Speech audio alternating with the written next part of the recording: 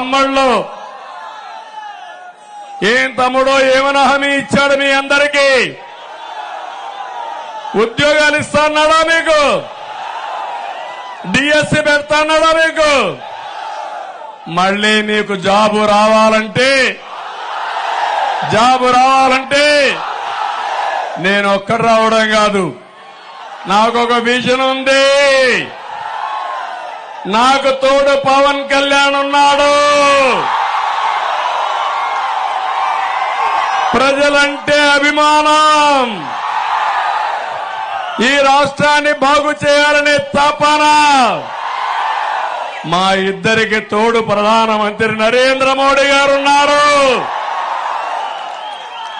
ఈ దేశాన్ని ప్రపంచ పటంలో పెట్టాలని, నెంబర్ 1 దేశంగా చేయాలని, ఈ యువత ప్రపంచానికి మీ శక్తిని చాటి చెప్పాలని నరేంద్ర మోడీ గారి ఆశయం.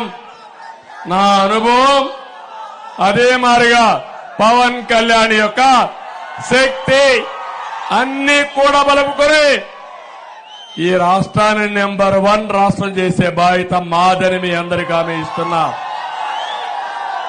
మళ్లీ మా యువతకు హామీ ఇస్తున్నా, తమ్ముళ్ళు విజృంభించండి. మీకు జాబ్ ఇచ్చే బాధ్యత మాది, కూటమిని గెలిపించే బాధ్యత మీది. సైకిల్ ఎక్కండి, 3 జెండాలు కట్టండి. తెలుగుదేశం, జనసేన, బీజేపీ. గ్లాస్ చేతిలో పట్టుకోండి. ఎవడైనా అడ్డం వస్తే ఏం చేస్తారు? గాజు గ్లాసుకి పదునెక్కించండి. కమలాన్ని కూడా ముందు పెట్టుకోండి. తమ్ముళ్ళు మీకు తిరుగుంటుందా? ఇంకా అది మీరు చేయండి. మిమ్మల్ని అందరినీ అగ్రస్థానంలో పెట్టే బాధ్యత మాదని మీ అందరికీ హామీ ఇస్తున్నా. మీరు ఒకసారి చూడండి, తెలుగుదేశం పార్టీ అంబేద్కర్ గారికి భారతరత్న అవార్డు రావడానికి కృషి చేసిన వ్యక్తి నందమూరి తారక రామారావు గారు.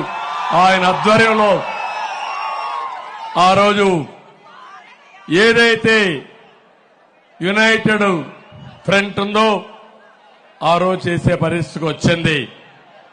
నేను ఒకటే మీ అందరికీ హామీ ఇస్తున్నాను, ఇక్కడ బాలయోగి ఉన్నాడు, పక్క జిల్లాలో లోకసభ స్పీకర్ గా చేసిన పార్టీ తెలుగుదేశం పార్టీ.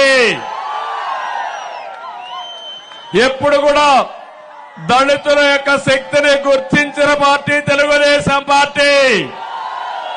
అందుకే ఆడబిడ్డ అనితని మహిళా అధ్యక్షురాలే కాకుండా పార్లమెంట్ బ్యూరో మెంబర్ గా చేశామంటే అది తెలుగుదేశం పార్టీకి దళితుల పైన గౌరవం. నేను ఒకటే కోరుతున్నా, ఉత్తరాంధ్రలో మీరందరూ ఉన్నారు. ఏం తమ్ముడు, ఉత్తరాంధ్రకి ఏమైనా చేశాడా ముఖ్యమంత్రి పని? ఏమైనా జరిగిందా? ఉత్తరాంధ్ర మొత్తం ఊడ్చేశాడు, అవునా కాదా? కొండల్ని ఆనకొండల్లో మింగేశారు. ప్రశాంతమైన ఉత్తరాంధ్ర హింస, కబ్జాలు, అశాంతి. ఒక్క ఉత్తరాంధ్రలో 40,000 కోట్ల రూపాయలు దోచేసిన దుర్మార్గుడు ఎవరు తమ్ముళ్ళు? ఎవరు? రిషికొండ ఆనకొండలాగా మింగేశారా లేదా అని మిమ్మల్ని అడుగుతున్నా.